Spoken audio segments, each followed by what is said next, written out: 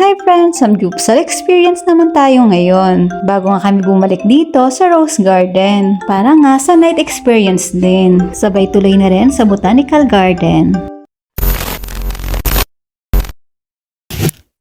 Magandang araw! Pagkatapos nga namin maglibot sa Baguio Christmas Market sa may Rose Garden ay nag-dinner muna kami. Meron nga kasing malapit na Samgyup restaurant dito sa may Burnham Park. Sa halagang 199 ay makakain mo na lahat ng sinaserve nilang pagkain at unlimited pa. Kaya kung naghahanap kayo ng malapit na kainan sa Burnham Park, pwede nyo i-consider dito. Kaunahan nga lang ito ng Rizal Park sa tapat ng PRC building. Pagkatapos nga namin mag-dinner, bumalik kami dito sa Rose Garden. Para din nga makita kung gaano kaganda kapag gabi naman pumasyal dito. Kaya tara, libot tayo.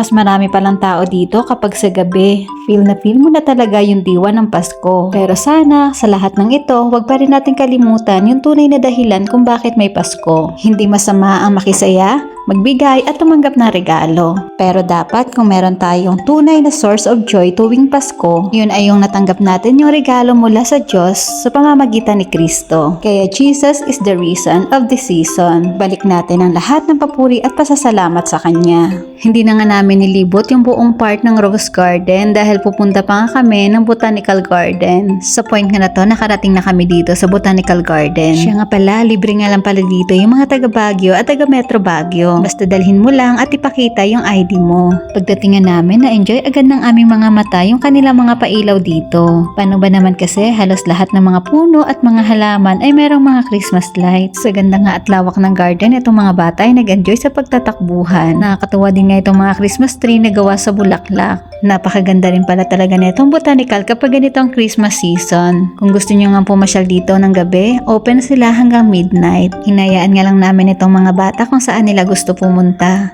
Sinusundan-sundan na lang namin sila, kaya ito lang nga yung mga nabivideo ko kung saan sila pumupunta. Kaya nga pala kami nandito, dinitin kasi namin yung isang family na kapatira namin sa church. Sobrang thankful din talaga ako sa Panginoon sa kanyang provision, kaya naging possible yung date night na to. After nga namin mag-ikot-ikot, bumalik muna kami dito sa coffee shop dahil naiwan nga lang yung dalawang tatay dito. At dahil napagod din kami sa pagdilibot-libot, kaya nag-ice cream muna kami kasama yung mga bata. Sobrang na-enjoy talaga namin kasama ang mga bata sa pamamasyal ng gabing ito. Pati nga CR nila dito ay napakaganda. Sabi nga ng asawa ko na nabigyan nga daw ito ng award na pinakamagandang CR sa buong Pilipinas. Kaya tuloy pati dito sa CR ay naka-video na rin ako. At mula nga dito sa CR, ito naman yung makikita ang view sa buong Botanical Garden. Sa buong pasyal na ito, binabalik namin ng mataas na papuri at pasasalamat sa Panginoon. Hanggang sa muli, thank you for watching!